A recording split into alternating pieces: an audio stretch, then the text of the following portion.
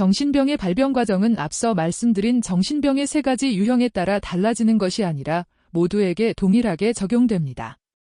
정신병의 발병 과정은 크게 네 가지로 나누어 볼 수 있습니다. 첫 번째로 가장 쉽게 생각할 수 있고 많은 경우에 해당하는 스트레스가 정신병을 나타나게 하는 경우입니다. 평소 큰 문제 없이 생활하던 사람이 충격적인 스트레스를 받고 갑자기 증상이 나타난 것으로 다시 정상으로 회복될 확률이 매우 높은 경우입니다.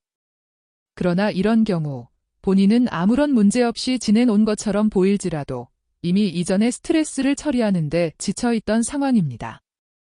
보통의 경우 불의의 사고나 커다란 실망을 겪게 되면 한동안 힘들어하지만 다시 정상적인 생활로 돌아가게 됩니다.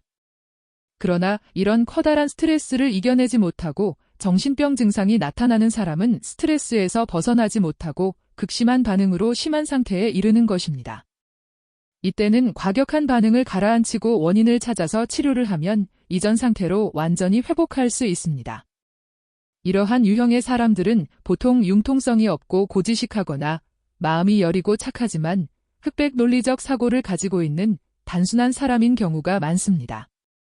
이런 경우 큰 스트레스가 발생하면 그 충격을 견디지 못하고 쓰러지는 것입니다. 그러나 권투에서도 한 방 맞고 쓰러져 다운을 당하더라도 끝내는 시합에서 이기는 경우가 있듯 스트레스 충격으로 인해 정신병 증상이 나타났더라도 온전히 회복될 가능성이 많은 경우이므로 올바른 원인을 찾아 적절한 치료를 받는 것이 중요합니다. 두 번째는 평소에 아주 소심하고 마음이 약하며 늘 수동적으로 행동하는 사람에게 나타나는 경우입니다. 이때는 특별한 스트레스로 인해 갑자기 나타나기보다는 계속하여 쌓이고 쌓인 스트레스를 풀지 못하고 생활하다가 에너지가 다 떨어져서 일어나는 경우입니다. 첫 번째의 경우가 권투에서 한 방에 쓰러진 것이라면 두 번째는 작은 펀치를 계속 맞아오던 것에 비유할 수 있습니다. 아무리 작은 펀치라도 회복되지 못하고 계속 맞게 되면 결국에는 작은 펀치에도 쓰러지는 것입니다. 이런 경우는 정신병적인 증상이 회복되는 듯 하다가도 또 다시 증상이 나타나기 쉽고 여전히 기능을 회복하지 못하는 경우가 많습니다.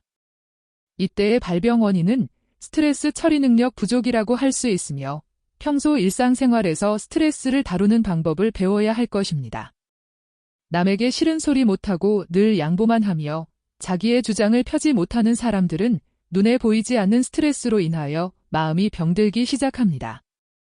그러므로 자신의 의견을 발표하는 훈련이나 불안과 초조함 없이 남과 반대 의견을 말하는 연습을 하는 것이 도움이 될 것입니다. 작은 스트레스를 풀어내는 방법을 올바로 터득하게 되면 오히려 예전보다 더 나은 기능을 발휘할 수 있을 것입니다. 특히 어린 시절 몸이 약하여 늘 기운이 없고 체격도 작아서 다른 아이들에게 뒤처지는 경우가 있습니다. 체격이 큰 아이가 살짝 밀치더라도 벌렁 나가떨어지게 되면 스스로 위축되고 자기 주장도 적극적으로 하지 못해 점점 소극적인 성격으로 변하고 남의 눈치를 보는 경향이 심화될 수 있습니다. 그러므로 어린 시절에는 마음과 함께 몸도 튼튼히 하는 것은 매우 중요합니다. 세 번째는 평소에도 이상한 행동을 서슴없이 하는 사람들이 완전히 병적인 증상을 나타내는 경우입니다. 이런 유형의 사람들은 정신병에 끼가 있는 경우라고 할 수 있는데요. 슬픈 이야기를 들으며 혼자 웃는다거나 우스운 이야기를 하는데 화를 내는 사람들이 가끔 있습니다. 또한 친구나 가족들이 즐거운 시간을 보내고 있는데 갑자기 일어나서 휙 가버리는 사람들처럼 행동의 이유를 알 수 없는 사람들에게서 증상이 나타나는 경우입니다. 그러나 이런 경우에는 평소 주변 사람들이 이런 엉뚱한 행동에 익숙해져 있어서 놀라거나 이해하려고 애쓰거나 이유를 찾으려고 하지 않습니다. 이런 사람들에게는 정신병이 나타나는 과정에서 특별히 외부적인 스트레스가 있는 경우도 있지만 없는 경우도 있습니다. 다시 말해 주변 사람들이나 환경적인 요인으로 정신병 증상이 나타나기보다는 내부적인 요인에 의해서 나타나는 경우가 많습니다. 이러한 경우는 정신병적인 증상과 함께 그 사람의 내부에 뿌리내린 근본적인 정신병적 증상을 치료하는 것이 중요합니다. 분열형 인격장애나 망상형 인격장애의 경우는 심층적이고 전문적인 정신병 치료가 필요하며 고질적이고 만성적인 정신병 증상들의 뿌리를 가지고 있는 경우이기 때문에 증상 치료와 완화 치료는 별다른 효과를 거두기 어렵고 많은 노력과 시간이 필요합니다.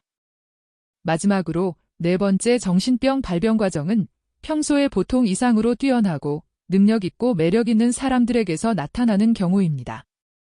이 경우도 외부적인 요인이 관련되기도 하고 그렇지 않을 수도 있는데 주기적으로 또는 간헐적으로 정신병적 증상이 발생합니다.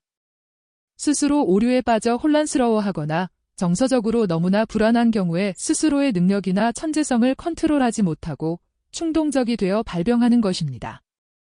이때는 능력이 부족하여 문제가 되거나 능력이 너무 넘쳐서 어쩔 줄을 모를 때에도 병이 납니다.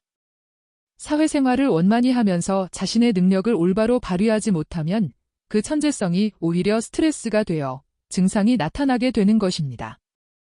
학교에서 공부도 잘하고 집안도 좋고 남부러울 것이 없는 아이들이 가끔 정신병을 일으키게 되는 것은 단조롭고 강압적인 학교 생활에서는 자신의 재능을 발휘할 수 없어서 그럴 수도 있습니다. 그러므로 자신의 천부적인 소질을 억압해야만 하는 아이들은 그것이 정신병적 증상으로 발전될 가능성이 많습니다. 이런 경우에는 심층 정신분석을 통해 자신의 존재를 깨닫고 삶의 목표를 정하여 더욱 성숙한 길로 나아가도록 철학적 심리적인 접근이 필요합니다. 이 경우는 약을 복용한다거나 낮은 단계의 정신병 치료는 도움이 되지 못하고 스스로 안정을 찾을 수 있도록 정서적인 도움과 스스로 길을 찾을 수 있도록 믿고 기다려주는 따뜻한 보호자가 함께하는 것이 좋습니다.